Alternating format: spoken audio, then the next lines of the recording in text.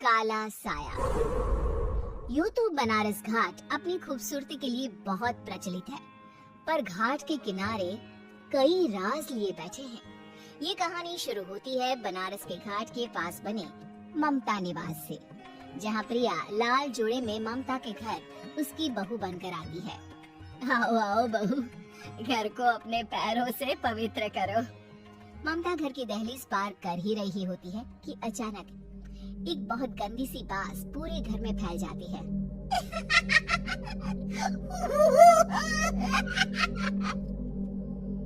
ये बदबू और ये आवाजें, ये कौन हंस रहा है माँ? अब ये पड़ोसी ना हमारे थोड़े अलग से है।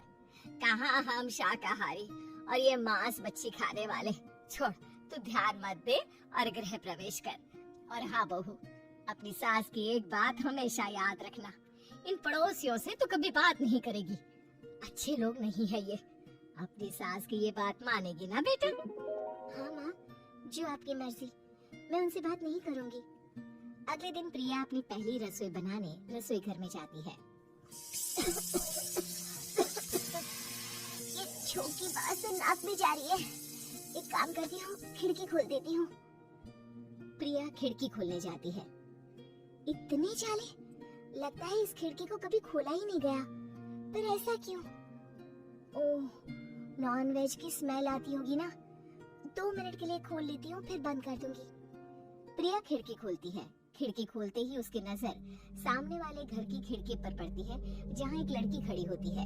हाथों में मेहंदी, लाल रंग की साड़ी, बिल्कुल सजी धजी, मानो प्रिया की तरह ही वो भी नई नवेली बहू हो। वो प्रिया को देखकर मुस्कुराती है।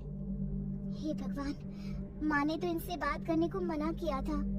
प्रिया फौरन ही खिड़की बंद कर देती है और तवे पर चढ़े रोटी की ओर देखने लगती है, पर वहाँ रोटी ना होकर मछली पड़ी होती है। ये क्या? पहली ही रसोई में इतनी बड़ी गलती! हे भगवान, अब मैं क्या करूँ? प्रिया बहुत डर जाती है और फौरन रसोई की सफाई करने और फिर सभी के लिए खाना बनाने लग जाती है। जब वो सबको खाना परोसती है, सब तो ठीक है, मैं बेकार में चिंता कर रही थी। हे भगवान, ऐसे ही बस अपनी कृपा बनाए रखना। रात के वक्त जब सब सो रहे होते हैं, तब प्रिया को पायल की आवाज सुनाई देती है, जिससे उसकी आंख खुल जाती है। ये पायल की आवाज कहाँ से आ रही है? प्रिया उठकर उस आवाज के पीछे छत की सीढ़ियों तक जाती है। तभी उसे बच्चे के रोने की आवाज आती है। प्रिया छत पर जाती है तो क्या देखती है? वही लाल साड़ी वाली लड़की अपनी गोद में एक नवजात बच्चे को घुमा घुमा कर सुला रही है। तभी प्रिया की नजर उसके पेट पर पड़ती है। ओह गॉड, ये तो प्रेग्नेंट भी है। सुनिए, बच्चा सो नहीं रहा है क्या? मैं कुछ मदद करूं? नहीं, आपके घर वालों को अच्छा नहीं लगेगा, मैं संभाल लूंगी। स्नेहा की गोद से बच्चा हाथ मारकर प्रिया की गोद में आने को छटपटाने लगता है। दोनों घर अगल बगल में बने होने के कारण प्रिया उस बच्चे को गोद में ले लेती है। प्रिया के पास आते ही वो सो जाता है। बच्चे का वो स्पर्श रात भर प्रिया भूल नहीं पाती और अगली सुबह वो छत पर कपड़े सुखा रही होती है। तभी उसे एक औरत इशारा करके बुलाती है। स्नेहा कह रही थी बाबू तुम्हारी गोद में आते ही सो गया। मैं गौरी, स्नेहा की माँ हूँ। बहू, घर आना, बाबू को खिला भी लेना। शाम को जब घर पर कोई नहीं रहता, बच्चे से मिलने के लिए प्रिया छिपकर अपनी पड़ोसन के घर चली जाती है और कुछ देर बच्चे को खिलाकर वापस लौट आती है। इसके कुछ दिन बाद ही प्रिया को पता चलता है कि वो माँ बनने वाली है। ममता की खुशी का ठिकाना नहीं रहता।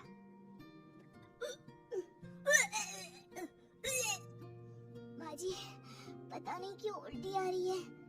प्रिया भागती हुई वॉशरूम में जाती है तो हरे और लाल रंग की उल्टी करती है। उस उल्टी में से कीड़े निकलते हैं। ये क्या? खून और ये कीड़े! माँ! माँ! प्रिया की आवाज सुनकर ममता दौड़कर आती है, पर बेसिन में कुछ नहीं होता। प्रिया हक्की बक्की रह जाती है। ये सब क्या हो रहा है? प्रिया घबरा जाती है और अपने कमरे में जाकर सो जाती है। डर के कारण वो इतनी थक जाती है कि उसकी आंख लग जाती है। तब उसे ऐसा लगता है उसके पेट पर मानो कोई बैठा हुआ हो। कौन हो? प्रिया के पेट पर एक 5 महीने की बच्ची बैठी हुई थी, जो बुरी तरह जली हुई थी। माँ, तुम ही मुझे लाई ना अपने पेट में। मैं तुम्हारी माँ नहीं हूँ। कौन हो तुम? माँ, देखो मैं जल गई बुरी तरह से।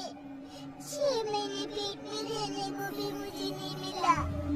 सहला दो ना माँ। बचाओ, बचाओ, माँ। ममता दौड़कर कमरे में आती है। प्रिया की बातें सुनकर वो सब समझ जाती है। तू कहीं बगल वाले घर में तो नहीं जाकर आई ना बहू? मुझे माफ कर दो, मैं गई थी माँ। उस घर में सब मरे हुए हैं बहू। कई साल पहले स्नेहा उस घर में बहू बनकर आई थी। कुछ ही दिन में वो एक बच्चे को जन्म देने वाली थी। पूरा घर बच्चे के आने की खुशी में खोया था कि एक दिन अचानक उस घर में आग लग गई। सब बुरी तरह जलकर मर गए। गौरी आज भी दादी बनने का इंतजार कर रही है और इसीलिए स्नेहा ने अपना अजन्मा बच्चा तुम्हारी कोख में डाल दिया। ममता ये कह रही होती है कि पीछे से उसके पैरों को एक बच्चा पकड़ लेता है। दादी, दादी। माँ, स्नेहा की गोद में यही बच्चा था। ये बच्चा कौन है फिर? तेरी मौत है। तेरी भी दादी। जिस चीज का ममता को डर था वही हो गया। ममता निवास के ऊपर मौत ने चादर बिछा दी थी। प्रिया का पेट ऐसे बढ़ जाता है मानो 9 महीने का हो। 2 हाथ उसके पेट से बाहर निकलते हैं। बहू, संतोष को फोन कर, किसी पंडित जी को बुला बहू। प्रिया का पति भागता हुआ घर आता है। ये तो होना ही था माँ। तेरा बाप तेरे सामने आ गया तो सह नहीं पा रही है। स्नेहा घर में आग लगी नहीं थी, माँ ने लगाई थी प्रॉपर्टी की लालच में। और वो बच्चा मेरी पहली पत्नी का बच्चा है, मेरा बेटा, जो कि उस आग की चपेट का शिकार हो गया था। मैंने तुमसे ये सब माँ के कहने पर छुपाया था। मुझे माफ कर दो प्रिया। तुम अगर चाहो तो यहाँ से जा सकती हो। मैं तुम्हें किसी भी बंधन में रखना नहीं चाहती। मेरी शादी हुई है आपसे, मैं आपको छोड़ नहीं सकती, पर उससे पहले हमें स्नेहा, उसकी माँ और बच्चे की आत्मा की शांति करवानी होगी। संतोष और ममता गौरी के घर जाते हैं। अंदर सब कुछ जला हुआ होता है।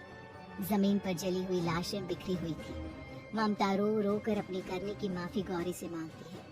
प्रिया स्नेहा के घर वालों का अंतिम संस्कार करवा देती है और ममता निवास फिर से आत्माओं के साए से मुक्त हो जाता है।